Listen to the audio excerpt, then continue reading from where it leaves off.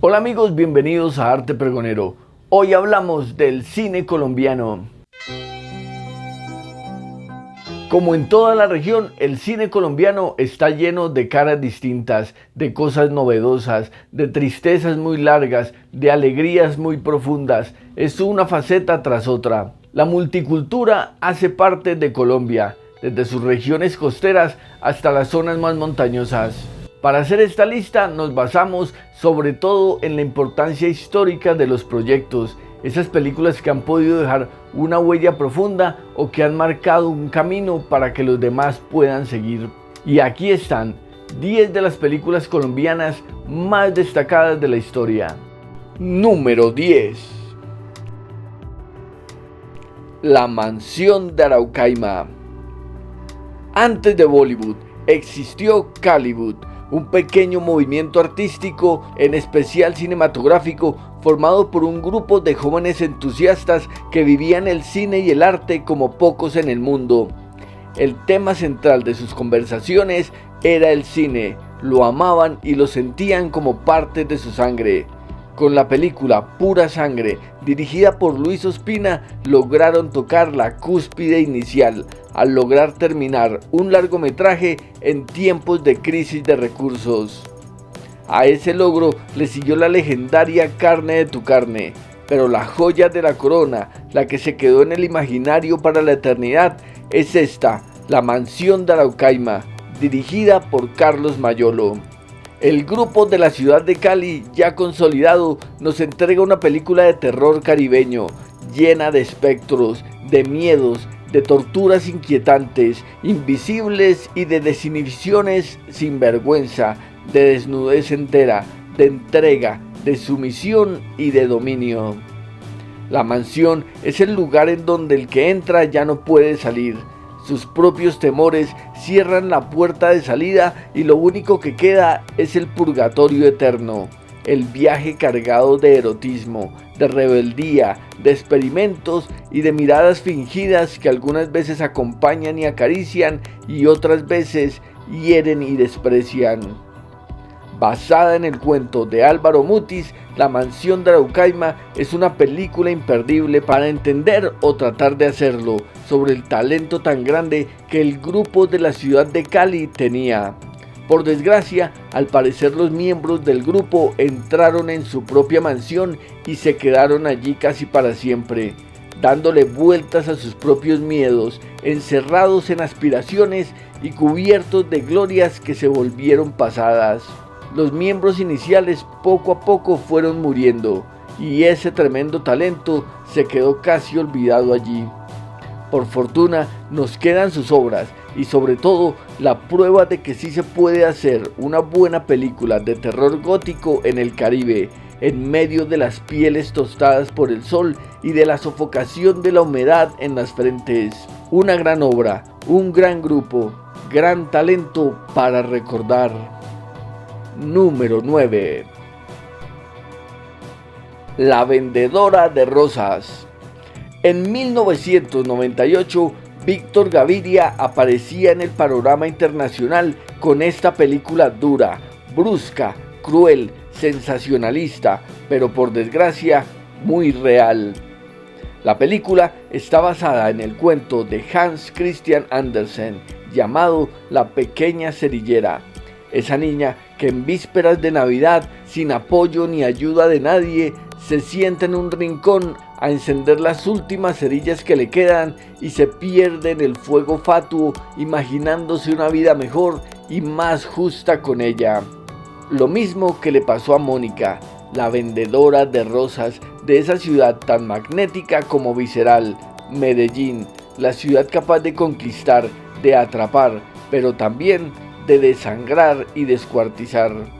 La película, que por su lenguaje casi no se entiende en otras partes del continente, es por desgracia la radiografía de cientos de menores que son víctimas de las drogas, del abandono, de la injusticia de una sociedad que prefiere flores más hermosas y dineros más fáciles que la vida laborable.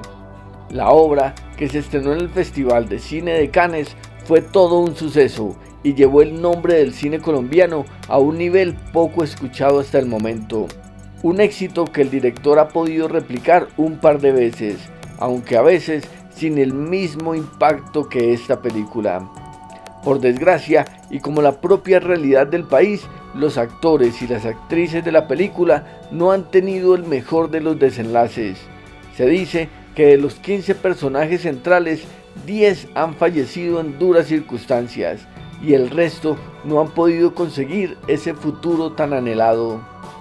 Y así, mientras se extingue el fuego de la última cerilla, también se extingue la esperanza de encontrar una vida mejor. Aún así, es una de las películas más importantes de la historia del cine colombiano y también es una de las joyas de ese movimiento artístico que convoca a actores naturales a que hagan parte de una realidad fingida en las pantallas. Número 8.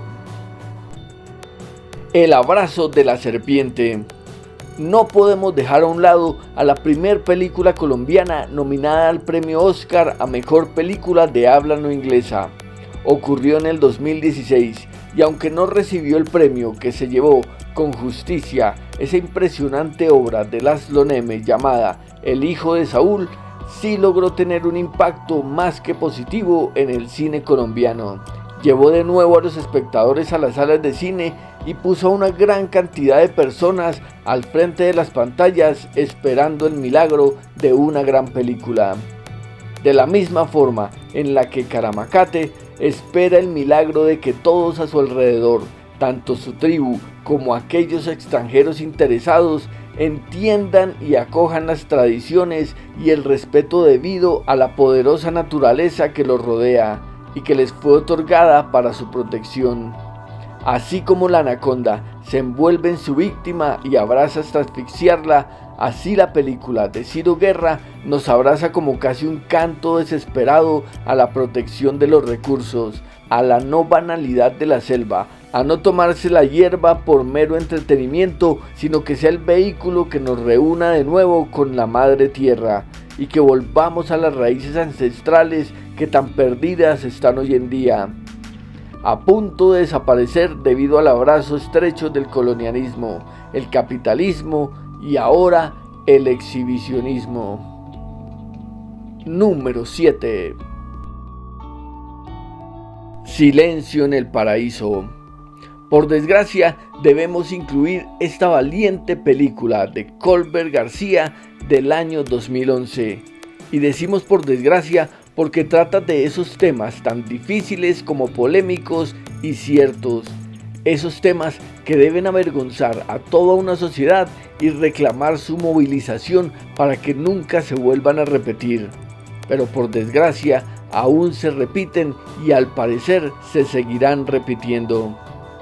La película aborda el tema de los llamados falsos positivos, un sistema criminal que usaron las autoridades oficiales de Colombia durante la primera década del 2000 y que consistía en engañar a jóvenes, algunos incluso discapacitados, ofreciéndoles trabajo en el campo, sin más requisitos o información que esa.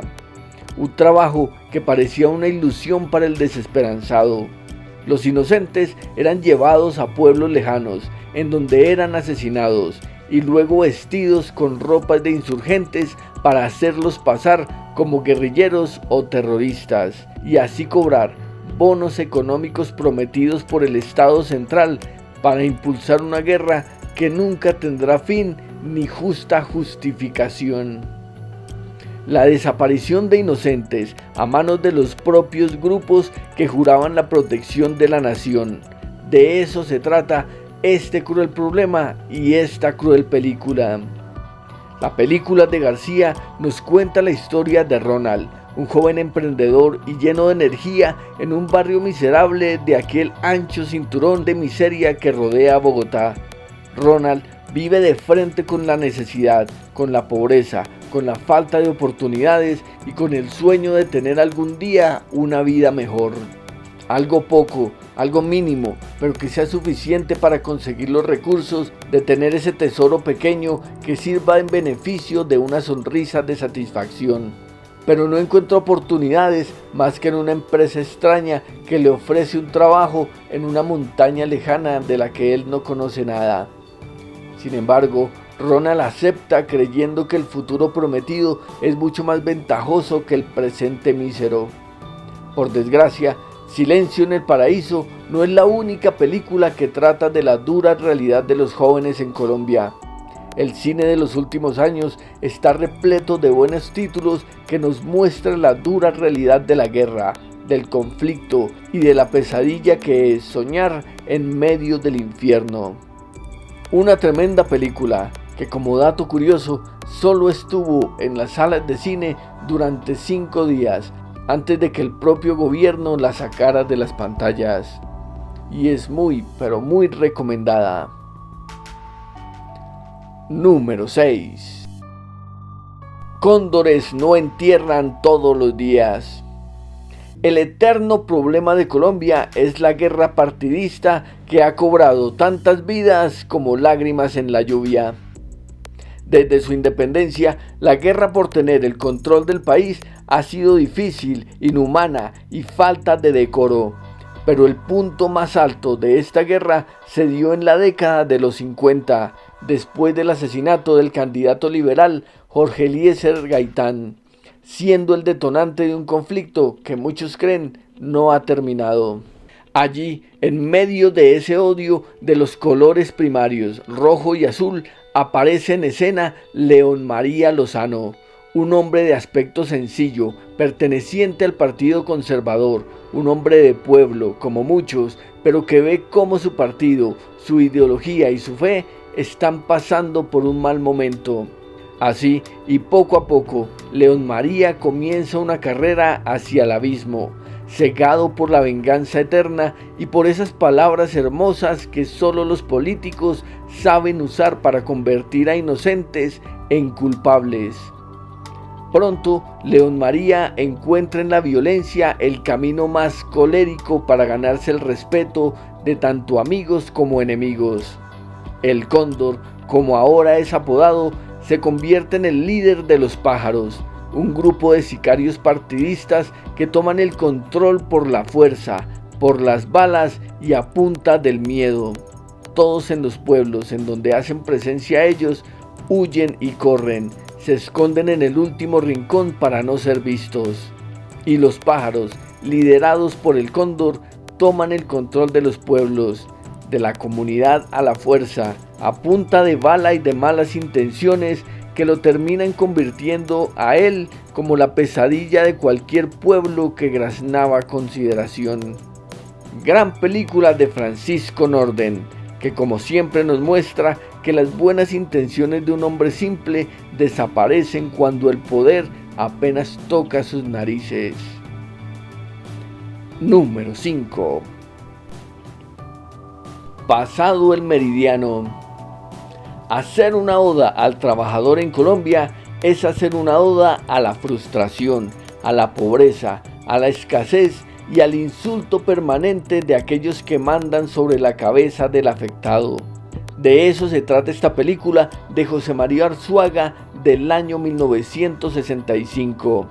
La película, que es casi una joya desconocida para la mayoría de cinéfilos, habla de Augusto, un tipo menos que corriente, llegado a la ciudad del campo como miles de trabajadores lo hicieron en aquella época, todos en busca de mejores oportunidades.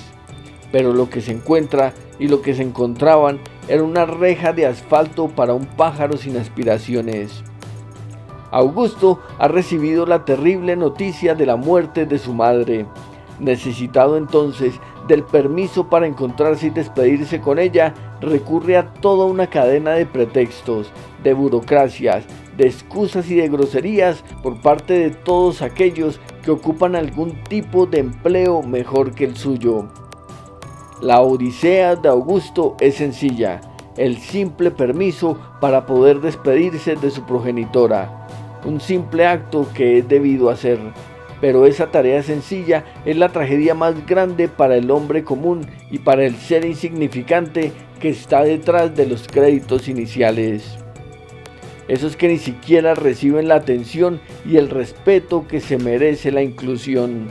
Una radiografía de la vida del trabajador esclavo, de ese que no puede opinar o preguntar razones, pero que sí debe cumplir al pie de la letra todas sus funciones si es que quiere recibir su escaso salario y tratar de sobrevivir otro mes de humillaciones. Muy recomendable. Número 4. Chocó. Pocas son las películas colombianas que se centran en el drama cotidiano de una mujer cotidiana. Pocas son las películas colombianas que se acercan al mar Pacífico y retratan el duro vivir de unos pueblos tan olvidados como ignorados por el resto del mundo. Pocas veces un director colombiano cuenta una historia con tanta contundencia y con tan escasos recursos elegidos. Y todo eso y mucho más fue lo que logró Jimi Hendrix Hinestrosa en esta alabada y magnífica Chocó. Chocó es una madre abnegada que trabaja de sol a sol en múltiples oficios para criar a sus hijos y sostener al vago de su marido, que solo pierde el tiempo simulando ser hombre mientras es ella la que cubre con esfuerzo todas las necesidades de esas tablas apiñadas a las que llaman hogar. Pero un día Chocó llega al límite de sus esfuerzos y comienza a plantearse una vida mejor sin su marido, sin la pobreza, sin tantas necesidades, sin tantas humillaciones y sin tantos golpes injustos. Chocó, como puede, le pone la cara al destino, solo que esta vez, por primera vez en su vida, el personaje central de su reacción es ella misma y no los demás por los que se ha sacrificado tanto. Gran película, una de las mejores de este siglo, una joya cargada de sal de mar, de piedritas que se meten en los dedos y de un oro esquivo que rara vez aparece para una mujer incomparable. La radiografía de millones de mujeres colombianas que tienen que sufrir el maltrato de una sociedad que nunca llega a comprenderlas. Como vemos, el cine colombiano ha estado muy influido por la violencia que ha seguido. Cada paso y cada calle se ha visto reflejado en cada fotograma. Lo curioso que hemos visto es que la violencia es una constante en la historia de Colombia.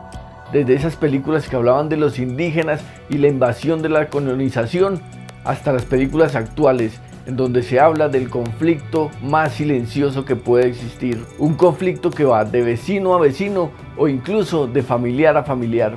Y como siempre el arte, y en este caso el cine, ha servido de radiografía para develar todos estos miedos y todos estos sufrimientos. Nos gustaría que nos dejaran en los comentarios qué otra película de cine colombiano se quedó por fuera de la lista. Ahora vamos con 3 de las películas más destacadas. Número 3. La gente de la Universal. La Universal es una agencia de detectives que está de capa caída por escasos clientes y la poca calidad de los casos que tienen que resolver. Sin embargo, un día desde la cárcel los llama Gastón, un español mafioso que quiere saber lo que su amante hace mientras él cumple su condena. Diógenes, Clemente y Fabiola comienzan a trabajar en el caso, pero más que investigarlo a fondo, lo que se proponen es armarlo todo ellos a su propio acomodo, a su propia conveniencia, de tal forma que el más vivo se quede con la mejor recompensa. Una gran película de Felipe Aljure, con uno de los mejores trabajos fotográficos, un trabajo muy cuidadoso y muy bien llevado, que ha sido símbolo de esa gallardía fotográfica del cine colombiano. Para muchos, la película es una radiografía molesta sobre aquello que se denomina la malicia indígena, el ingenio del pobre que es capaz de descubrir cualquier pecado, pero que es tan inocente que casi siempre termina cayendo en una trampa autoarmada. La película es la sátira más cruda y burda que se ha hecho de la sociedad bogotana en los últimos tiempos, pero aún así es muy valiosa y muy cercana, una historia entretenida, un argumento cerrado, concreto y una película llena de detalles que la convierten en el plato más pesado y antidigestivo que la cinematografía colombiana ha tenido en los últimos tiempos. Número 2. Rodrigo D. No Futuro. De nuevo hablamos de Víctor Gaviria, uno de los mejores cineastas de la historia de Colombia. Y esta vez presentamos su obra cumbre, su ópera prima llamada Rodrigo D. No Futuro. La película tiene una influencia directa del neorrealismo italiano. Actores naturales, escenarios naturales y sobre todo temas reales y almas verdaderas. Rodrigo es un joven al que el mundo le da igual, lo único que aspira es a tocar la batería en una banda de metal de Medellín. Sin embargo, ese sueño es incomprensible en una ciudad movida por la salsa, por el merengue, por la violencia y por la droga que movía por aquella época hasta los corazones más sanos. Rodrigo no quería nada de eso, no le interesaba nada de eso, solo quería caminar tranquilo, jugando con sus baquetas contra el viento y poniendo toda su fuerza y todo su interés en unas notas que parecían equivocadas desde antes del ensayo. Una de las mejores películas colombianas de la historia, que tiene mucho de parecido con Alemania Año Cero, la película de Rossellini, con esa misma mirada de desamparo de los protagonistas y con esa indiferencia criminal de la sociedad que los rodea, que los señala y que los sepulta contra el pavimento sin ninguna contemplación. La soledad del soñador, el sueño esquivo del pequeño, el que quiere salir, el que quiere luchar, pero que no encuentra salidas por ninguna parte. De eso se trata esta película. Para rescatar la gran actuación de Ramiro Meneses, un actor natural que inició su carrera con esta película y que se ha convertido en toda una leyenda de la actuación en Colombia. Una gran película. Número 1. La estrategia del caracol.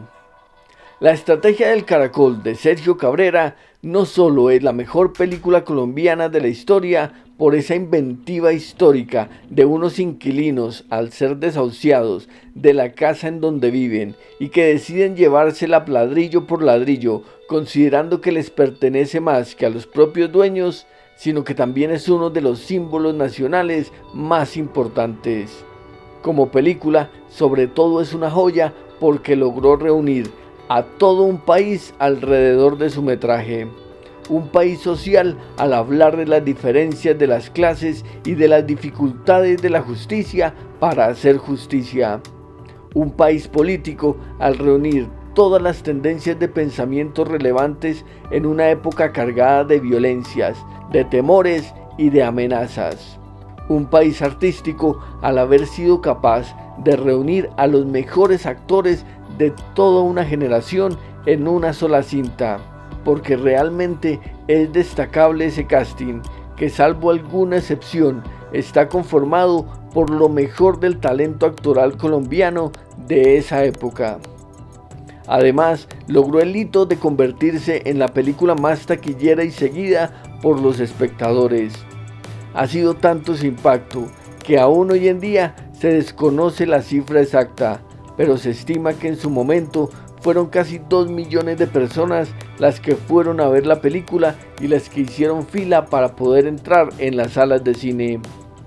Eso sin contar con los millones de espectadores que la han visto durante todos estos años, porque es una película que al parecer se convirtió en eterna. Definitivamente, La estrategia del caracol es la mejor película colombiana, porque se convirtió en un símbolo nacional y porque logró condensar gran parte del país en sus preciosísimos 116 minutos de gloria nacional. Indispensable es una palabra corta y magnífica es una palabra escasa para esta película que se ha convertido en parte de la nación. Colombia es un país de contrastes de regiones que van a temperaturas muy altas y otros picos que van a temperaturas muy frías. Y así es la gente, y así es el cine. Películas que son muy alegres, incluso extrovertidas, y otras que son mínimas, apenas con unos cuantos elementos. Hemos visto cine de todas las épocas y casi que de todos los géneros, lo que significa que el cine colombiano está lleno de talento, de perspectiva, de controversias, pero también de mucho sufrimiento y de muchas tristezas. Reflexión y compromiso, esas deberían ser las palabras que definen el cine Colombia. La lista, como siempre, se queda muy corta. Hay muchas más películas, hay muchos más nombres, pero este es un buen inicio para conocer no solamente el cine del país, sino también parte de la vida del país. Esperemos que el buen cine en Colombia, como en el resto de Latinoamérica, siga prosperando y nos dé películas mucho más valiosas. Gracias por ver el video, por darle me gusta, por comentar, por suscribirse y nos vemos en el próximo video. Comente, comparta y suscríbase. Suscríbase.